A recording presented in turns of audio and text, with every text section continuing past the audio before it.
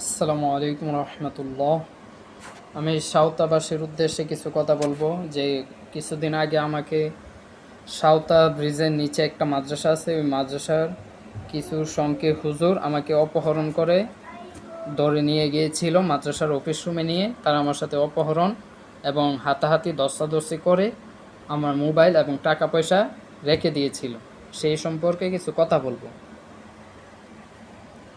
আমি আমতলা থেকে সাঁওতা ব্রিজের নিচ দিয়া সাবানিয়া রাস্তা ধরে নদীর পাড় দিয়ে আমি যাইতেছিলাম আমার নিজের এলাকায়, মানে চাঁদপুরের উদ্দেশ্যে রওনা হয়েছিলাম। মাঝ রাস্তায় কিছু সংখ্যক হুজুর আমাকে দেখলো, দেখে তারা বলতেছে আমার মাদ্রাসায় শিক্ষক লাগবে, একজন হাবেজ সাহেব হেফজখানার জন্যে, আপনি কি চাকরি করবেন?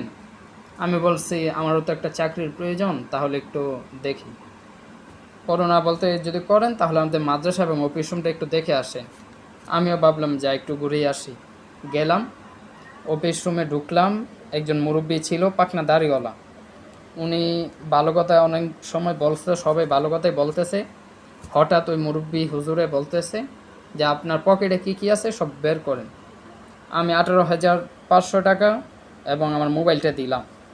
দেওয়ার পরে বলতেছে এই মোবাইল টাকাগুলি হ্যাদের, উনাদের মসজিদের টাকা। যেই সময় নাই হয়েছে সেই সময় ওই মানুষকে ধরতে পারে নাই, মাঝ রাস্তা থেকে আমাকে ভালো কথা বলে অফিসে নিয়ে যাওয়ার পরে আমার পকেটের টাকাগুলি দেখার পরে ওনারা বলতেছে এগুলি ওনাদের।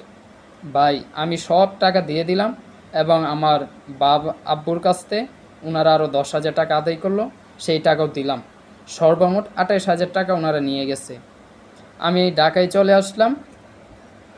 আসার পরে আমার বাপের টাকা 10,000 টাকা নিয়েছিল, ওনারা 10,000 টাকাও দিয়ে দিছে। আমার কাছ থেকে 18,000 টাকা নিয়েছিল, 18,500 টাকা। এই যে দেখেন আমার টাকাগুলিও পাঠিয়ে দিয়েছে। আমি একটু আগে গিয়ে দোকান থেকে এই টাকাগুলি উঠিয়ে আনলাম।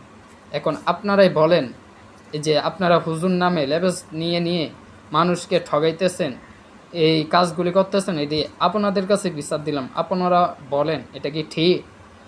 জুব্বা, পাঞ্জাবি, টুপি, নবীর সুন্নত, দাড়ি সব নিয়ে আপনারা ব্যবসা করছেন, প্রতিষ্ঠান নামে মাদ্রাসা দিয়ে ব্যবসা করছেন এবং আপনারা হুজুর নামে কলঙ্ক হয়ে গিয়েছেন।